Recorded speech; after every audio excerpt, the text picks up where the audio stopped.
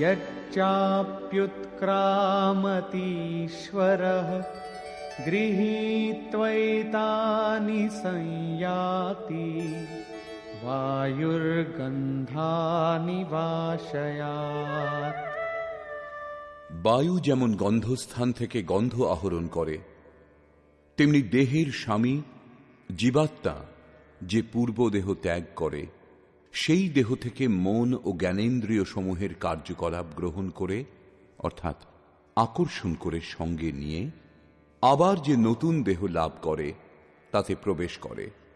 অর্থাৎ যখন নতুন দেহ পরের মুহূর্তেই লাভ হয়, তখন আটার পিণ্ড তৈরি করে কাকে অর্পণ করেন? গ্রহণ কে করে? সেই জন্য শ্রীকৃষ্ণ অর্জুনকে বলেছিলেন, এই অজ্ঞান তোমার কোত্থেকে উৎপন্ন হল যে এই পিণ্ডোদক ক্রিয়া লুপ্ত হবে? সেখানে করে কি? মন ও 6টি ইন্দ্রিয় কে কে? শ্রোত্রম চক্ষুঃ স্পর্শনম চ রসনম ঘ্রাণমেব চ অধিষ্ঠায় মনশ্চায়ম বিষয়ানুপসেবতে।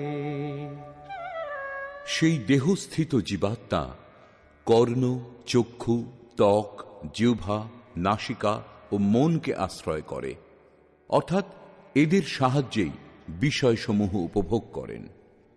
এইরূপ দেখা যায় না, সকলে তাঁর দর্শন করতে সমর্থ হয় না। এই প্রসঙ্গে শ্রীকৃষ্ণ বলছেন, উৎক্রামন্তম স্থিতম বাপি ভুঞ্জানম বা গুণান্বিতম বিমূঢ়ানানুপশ্যন্তি পশ্যন্তি জ্ঞানচক্ষুষঃ। যিনি দেহান্তরে গমন করেন, যিনি দেহে অবস্থানপূর্বক বিষয় ভোগ করেন, অথবা যিনি ত্রিগুণের সঙ্গে সংযুক্ত হন, সেই জীবাত্মাকে মূঢ় অজ্ঞানী ব্যক্তিগণ জানতে পারে না। কেবল জ্ঞানরূপ চক্ষু দ্বারা জ্ঞানীগণই তাকে জানতে পারেন, দর্শন করেন। সেই দৃষ্টি কিরূপে লাভ হবে?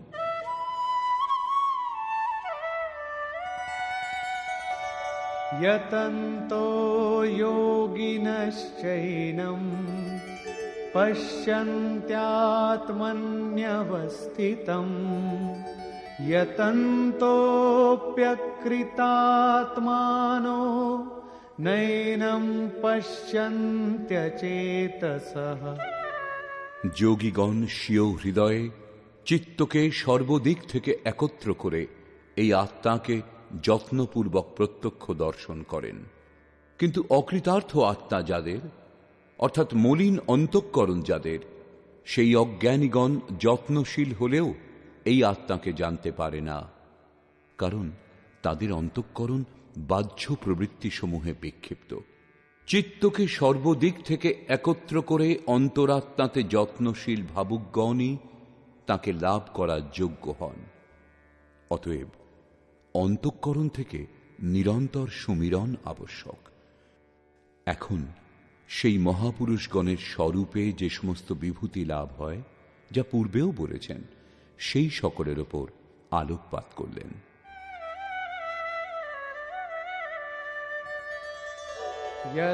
यदादित्यगतं तेजो जगद्भासयतेऽखिलम् यच्चन्द्रमसि यच्चाग्नौ तत्तेजो विद्धि मामकम्।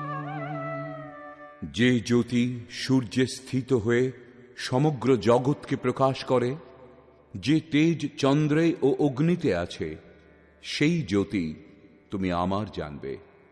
এখন সেই শক্তির কি কাজ, সেই প্রসঙ্গে বলছেন, গামাবিশ্য চ ভূতানি ধারয়াম্যহমোজসা পুষ্ণামি চৌষধীঃ সর্বাঃ সোমো ভূত্বা রসাত্মকঃ। আমি পৃথিবীতে প্রবেশ করে স্বীয় শক্তি দ্বারা ভূত সকলকে ধারণ করি এবং চন্দ্রে রস স্বরূপ হয়ে সকল বনস্পতিদের পুষ্ট করি।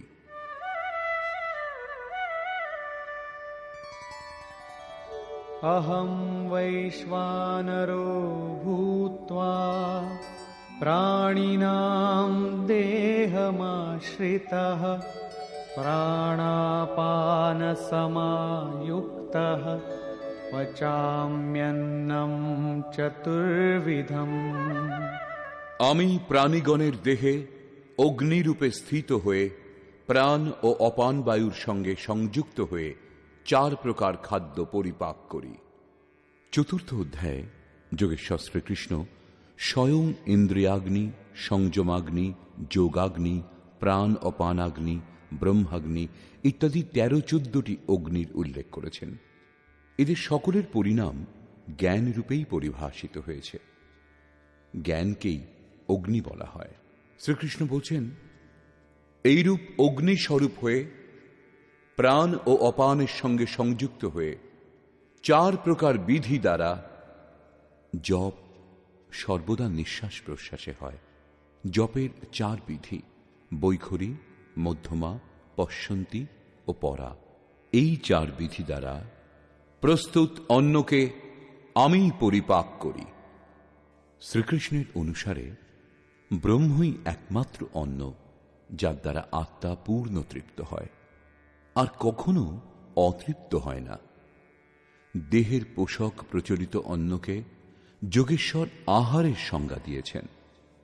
বাস্তবিক অন্ন পরমাত্মা। বৈখরী, মধ্যমা, পশ্যন্তী ও পরা এই 4টি বিধি পেরিয়ে সেই অন্ন পরিপক্ক হয়। একেই অনেক মহাপুরুষ নাম, রূপ, লীলা ও ধাম বলেছেন। সর্বপ্রথম নাম জপ করা হয়। ক্রমশ হৃদয়ে ইষ্টের স্বরূপ প্রকট হতে থাকে। তারপরে তার লীলার বোধ জাগে যে সেই ঈশ্বর কিভাবে কণায় কণায় ব্যাপ্ত আছেন, কিভাবে তিনি সর্বত্র কার্য করেন। এইরূপ হৃদয় দেশে ক্রিয়াকলাপের দর্শনই তাঁর লীলা দর্শন, বাহ্য রামলীলা রাসলীলা নয়। এবং সেই ঈশ্বরীয় লীলার প্রত্যক্ষ অনুভূতি করতে করতে যখন মূল লীলাধারীর স্পর্শ লাভ হয়, তখন ধামের অবস্থা লাভ হয়। তাঁকে জানার পর সাধক তাঁতে প্রতিষ্ঠিত হন। তাঁতে প্রতিষ্ঠিত হওয়া এবং পরাবাণীর পরিপক্ক অবস্থাতে পরব্রহ্মের স্পর্শ করে তাঁতে স্থিত হওয়া, 2 একসঙ্গে হয়। এইরূপ প্রাণ ও অপান অর্থাৎ নিঃশ্বাস ও প্রশ্বাসের সঙ্গে সংযুক্ত হয়ে 4 বিধি দ্বারা অর্থাৎ বৈখরী, মধ্যমা, পশ্যন্তী ও ক্রমশ পরা সম্পূর্ণ হয় যখন, তখন সেই অন্ন ব্রহ্ম পরিপক্ক হয়ে যায়, লাভও হয়, পরিপাকও হয় এবং পাত্র পরিপক্কই হয়।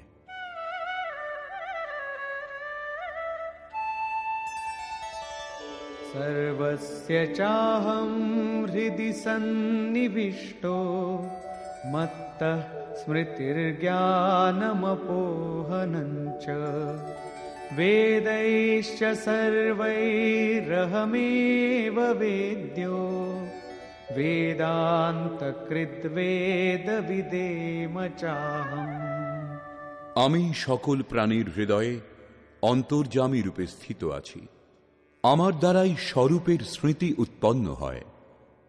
স্মৃতি সুরতি, যে তত্ত্ব পরমাত্মা বিস্মৃত তাঁর স্মরণ হয়ে আসা, এই লক্ষণ প্রাপ্তিকালের।